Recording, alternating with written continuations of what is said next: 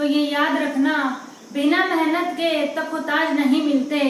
ढूंढ लेते हैं अंधेरों में भी मंजिल अपनी, ढूंढ लेते हैं अंधेरों में भी मंजिल अपनी, क्योंकि जुगनू कभी रोशनी के मोहताज नहीं होते। Hello everyone, this is Pooja and I welcome you all to our YouTube channel fearless minds.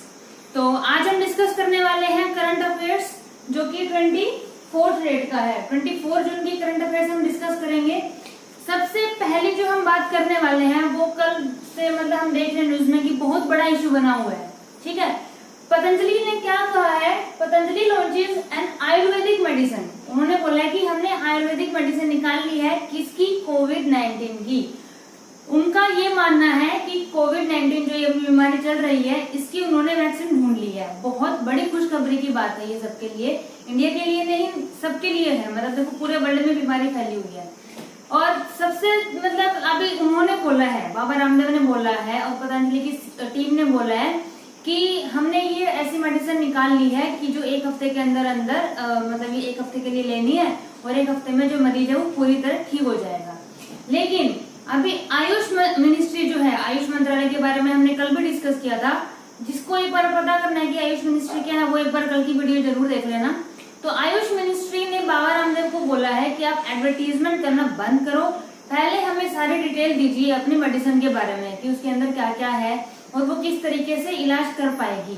तो अभी सिर्फ ये उन्होंने बोला है, पतंजलि ने बोला और उनकी टीम ने बोला है, वैसे वेरीफाई नहीं हुआ है। अभी इसके ऊपर टेस्टिंग होनी है, टेस्टिंग होगी, उसका रिजल्ट आएगा, उसके बाद ही पता लगेगा कि इसका रिजल्ट कैसा है। ठीक है, वैसे काफी अच्छी बात है कि अगर हो गया तो बहुत अच्छी बात है। मैगी की बात आई थी थोड़े टाइम पहले, मैगी बैन तक हो गई थी, हम खा नहीं पा रहे थे। उसमें भी क्या था कि ये बोला गया था कि एक जो था लेड वगैरह कि काफी अमाउंट में उसके अंदर यूज होता है कि जो काफी हार्मफुल होता है। उसके बाद बाबा रामदेव ने खुद ने निकाली थी एक मैगी जिसमें भी वही चीज पाई गई थी। ठीक है, तो ये अभी हमें नहीं पता कि सच्चाई क्या है और कितना मतलब वो असर करेगी दवाई। अगर कर जाती है तो बहुत अच्छी बात है, बाकी अभी तो टेस्टिंग के बाद ही पता लगेगा। ठीक है, तो इसमें याद करने वाला क्या है, देखो एक तो ये आएगा कि जो आयुर्वेदिक मेडिसिन है वो किसने लॉन्च की, पतंजलि ने। ठीक है, उसके बाद उस दवाई का नाम क्या था, उस मेडिसिन का क्या नाम है जो उन्होंने रिलीज की है अभी, उसका नाम है Coronil.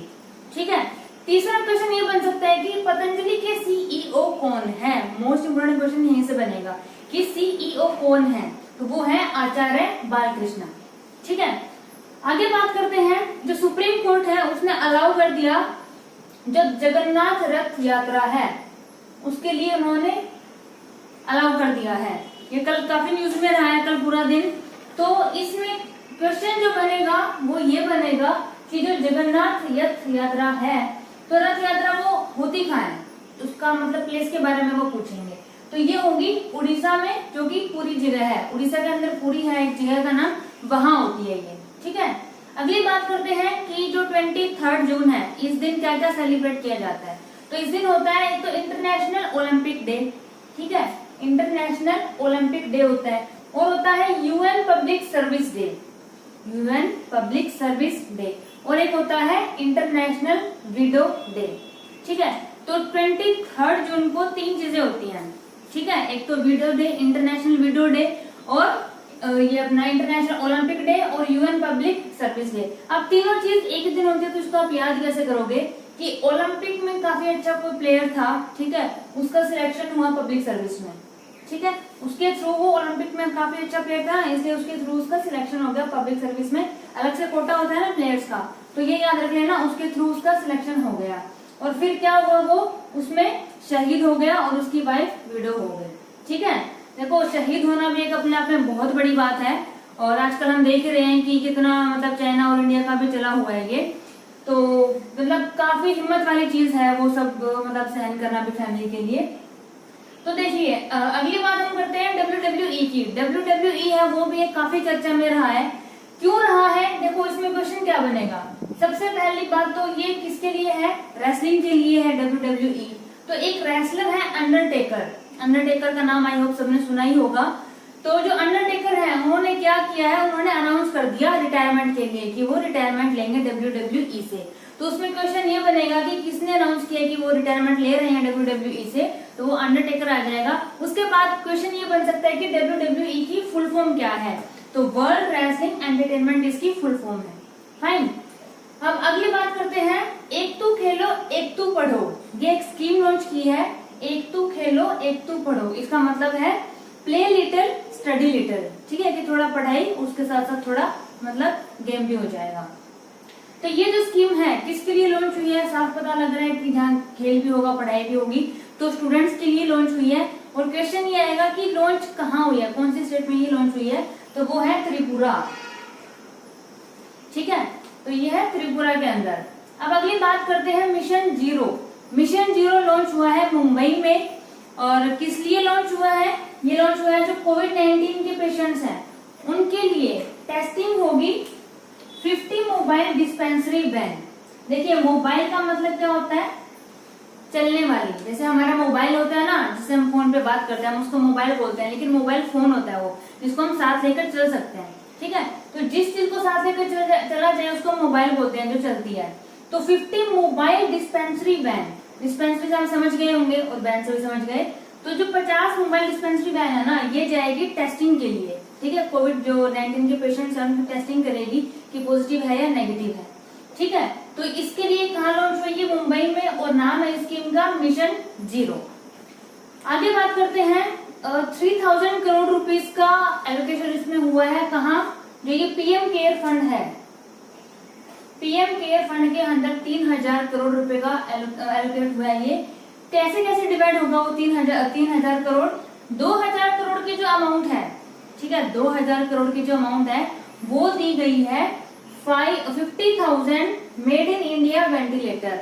Made in India ventilator से आप समझ गए होंगे कि जो वेंटिलेटर्स इंडिया में बनाए गए हैं उसके ऊपर खर्चा हुआ है, उसके लिए खर्चे के लिए पैसे दे रहे हैं 50,000 अपनी जो वेंटिलेटर्स हैं। नंबर तो देखो, वेंटिलेटर का नंबर है 50,000 और अमाउंट इसके लिए कितनी गई है 2000 करोड़। ठीक है, तो दोनों क्वेश्चन बन सकते हैं। वो ये पूछ सकता है कि जो वेंटिलेटर्स है उनका नंबर क्या है, तो 50,000 आ जाएगा। अगर पूछा जाए कि पैसा कितना है इसके अंदर, तो वो आ जाएगा 2000 करोड़। अब 2000 करोड़ तो वहां दे दिए, 1000 करोड़ और कहाँ दिए गए हैं, माइग्रेंट वर्कर्स के लिए। जितने भी हम देख रहे हैं कि जो वर्कर्स बाहर से हैं तो उनको यहाँ लेकर आना, देखो पहले तो उनको घर पहुंचाया, अब घर से वापस नीड तो है ही काम की, तो उनको लेकर आना है, फिर यहाँ उनको काम दिलवाना है, तो इसके लिए 1000 करोड़ रुपए का एलोकेशन हुआ है। उसके बाद बात करते हैं जो PRMIA है, इसके न्यू हेड अपॉइंट हुए हैं। ठीक है, तो सबसे पहले तो इसकी फुल फॉर्म याद रखनी जरूरी है, बस और कुछ याद नहीं रखना। PRMIA की फुल फॉर्म याद रखनी है, तो professional risk managers international association इसकी फुल फॉर्म है।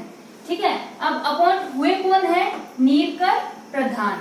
नीरकर प्रधान है, डॉक्टर नीरकर प्रधान, इनका अपॉइंटमेंट किया गया है as a new head of PRMIA। दो ही चीज याद रखनी है, एक PRIMA की फुल फॉर्म और इनका जो न्यू हेड अपॉइंट हुए उनका नाम। तो नाम याद हो जाएगा कि नीरकर प्रधान है, और जो हेड है, जो हेड ये हो गए, और इसकी फुल फॉर्म हो जाएगी professional risk managers international association. ठीक है, आई होप इतना तो आपको समझ आ गया होगा और ये याद भी हो गए होंगे।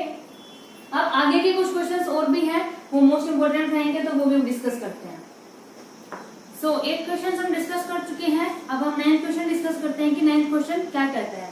देखो, इसरो को पेटेंट मिल गया है किस लिए, liquid cooling and heating garments.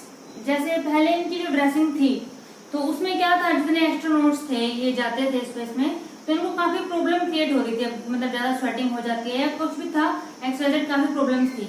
तो उन प्रॉब्लम्स को देखते हुए उनको मतलब उन्होंने डिजाइन की है ड्रेस, जो जिसका मतलब liquid cooling and heating garments के नाम से है वो। ठीक है, तो ये पेटेंट मिला किसको है, मेन इंपोर्टेंट ये याद रखना है कि इसरो को मिला है। ऑप्शन में काफी आ सकते हैं, इसरो आ जाएगा, DRDO आ जाएगा, कुछ भी आ जाएगा। ठीक है, तो ये याद रखना कि इसरो को ये पेटेंट मिली है। अभी 2022 में 4 एस्ट्रोनॉट भी जाने हैं वहां, ठीक है, इसरो की तरफ से, तो वो इसी ड्रेस में जाएंगे इस बार।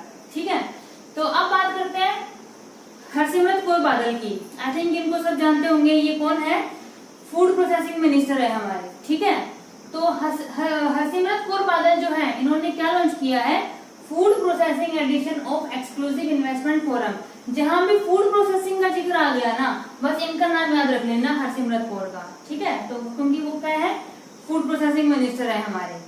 फाइन। अब बात करते हैं इंडिया का रैंक वर्ल्ड जस्टिस प्रोजेक्ट में।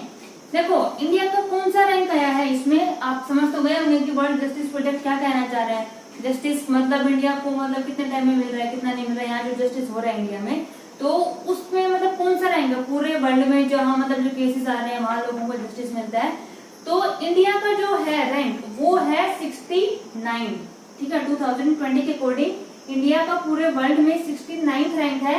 और अगर बात करें कि टॉप पे कौन है, तो टॉप पे ये 3 कंट्रीज हैं, डेनमार्क, नॉर्वे एंड फिनलैंड। ये तीनों कंट्रीज याद कर लेना, ठीक है। एग्जाम में आएगा तो आप ध्यान रखोगे, क्योंकि एग्जाम में देखो 2 चीजें पूछ सकता है, या तो वो इंडिया की रैंक पूछेगा या फिर वो पूछ सकता है कि टॉप पे कौन रहा है, ठीक है। तो सबसे पहले नंबर पे है डेनमार्क, फिर है नॉर्वे, फिर है फिनलैंड। जरूरी नहीं कि वो फर्स्ट पूछे, वो सेकंड भी पूछ सकता है, वो थर्ड भी पूछ सकता है। तो पहले 3 आपको डेफिनेटली अच्छे से याद होने चाहिए, और इंडिया का रैंक भी आपको याद होना चाहिए। तो इंडिया की रैंक जो है वो वर्ल्ड जस्टिस प्रोजेक्ट में वो है 69, और अगर टॉप पे बात की जाए तो डेनमार्क, नॉर्वे एंड फिनलैंड। अब अगर बात करूं कि इंडिया की जो रैंक है वो 69 है, वो आप याद कैसे करोगे। देखो ये 69 है, एक पर्सन इधर खड़ा है, ऊपर से देख रहा है, एक पर्सन नीचे से देख रहा है। अब ये क्या बोलेगा नीचे वाला कि ये 6 है और ये 9 है, और ये ऊपर वाला क्या बोलेगा, उसके लिए ये 9 है और ये 6 है, ठीक है। तो आपस में ये झगड़ा हो रहा है ना, उसके लिए वो 6 9 है, उसके लिए वो 6 9 है। तो इसलिए यहाँ जस्टिस में थोड़ा टाइम लग जाता है, ठीक है, इसलिए जस्टिस नहीं हो पाता। तो ये 6 9 वर्ड आपको इससे याद हो जाएगा इस ट्रिक की वजह से, ठीक है। तो इसमें जस्टिस वाले में इंडिया की जो रैंक है वो 69 है। और सोशल मोबिलिटी की बात करें तो इंडिया का रैंक 76 है, और अगर बात करें ईज ऑफ डूइंग बिजनेस तो 63rd नंबर पे आता है पूरे वर्ल्ड में इंडिया। फाइन। अब देखिए एक हाल ही में इसकी भी चर्चा हुई थी काफी, ए मेटेओराइट लाइक ऑब्जेक्ट जिसका वेट है 2.78 kg, उल्कापिंड जिसे आप बोलते हैं, तो वैसा एक ऑब्जेक्ट गिरा था जिसका वेट था 2.78 kg। मोस्ट इंपोर्टेंट इसका ये याद रखना जरूरी है कि वेट कितना था, तो वेट था 2.78 kg। अब ये मतलब कहाँ गिरा है, ये गिरा है राजस्थान में। राजस्थान में भी वो जगह पूछेगा कि राजस्थान में कौन सी जगह पे वो गिरा है, तो राजस्थान के संचोर टाउन में वो गिरा है, और डिस्ट्रिक्ट कौन सा था, जल्लोर, ठीक है। तो टाउन, डिस्ट्रिक्ट और स्टेट आपको तीनों याद रखनी है। राजस्थान में संचोर टाउन और जल्लोर डिस्ट्रिक्ट में गिरा है, और इसका जो वेट है वो कितना है, 2.78 kg। अब बात करें कि वर्ल्ड नंबर 1 टेनिस प्लेयर जो है, देखो टेनिस प्लेयर का नाम जहां भी आ गया ना, तो आपका सीधा सीधा आपको दिख जाएगा कि नोवाक जोकोविच है, ठीक है। अब देखो इनको कोरोना पॉजिटिव हुआ है, हाल ही में इनकी रिपोर्ट पॉजिटिव आई है, तो एग्जाम में क्वेश्चन इनके ऊपर क्यों बनेगा। देखो क्वेश्चन इसलिए बन सकता है कि कोरोना पॉजिटिव का वो प्लेयर पूछेगा कि किसको हुआ था, तो नाम आप लिख दोगे, ऑप्शन में ये होगा, आप इसको टिक कर देंगे। उसके बाद वो पूछेंगे कि इनका जो है कौन से टीम से रिलेटेड है ये, तो ये कौन से टीम से है, टेनिस के प्लेयर की टीम जो होती है उसमें है ये, ठीक है। गेम पूछ लिया जाएगा तो टेनिस। अब अगर ये पूछा जाए कि कौन सी कंट्री से ये रिलेटेड है, तो ये बिलोंग करते हैं सर्बिया कंट्री से। तो क्वेश्चन 3-4 बन जाएंगे, ठीक है। नाम हो जाएगा उनका नोवाक जोकोविच, उसके बाद कंट्री सर्बिया, और प्लेयर किसके हैं, टेनिस के हैं। फाइन। अब लास्ट क्वेश्चन क्या करता है, मनसुखा मंडाविया जो है इन्होंने क्या इंट्रोड्यूस किया है, India first virtual health care. ये याद रखना भाई, इंडिया की first virtual health care and hygiene expo जो हुई है 2020 में, और किसने ऑर्गेनाइज किया इसको, फिक्की ने ऑर्गेनाइज किया है, ठीक है। तो ये इंट्रोड्यूस हुआ, और ये है कौन, ये है हमारे केमिकल एंड फर्टिलाइजर मिनिस्टर, ठीक है। तो इनका नाम याद रख लेना, मनसुखा मंडाविया है, ठीक है। और फिक्की के बारे में हमने कल भी डिस्कस किया था, इसकी फुल फॉर्म वगैरह, तो आप लास्ट वीडियो में देख सकते हैं, फिक्की के बारे में मैंने अच्छे से एक्सप्लेन कर दिया था, ठीक है। तो केमिकल एंड फर्टिलाइजर मिनिस्टर है ये, और ये क्वेश्चन इंपोर्टेंट इसलिए क्योंकि इंडिया में फर्स्ट टाइम ये वर्चुअल हो रहा है, ठीक है। तो नाम है इनका मनसुखा मंडाविया, और केमिकल एंड फर्टिलाइजर मिनिस्टर्स हैं ये, और ऑर्गेनाइज किसने किया, फिक्की ने।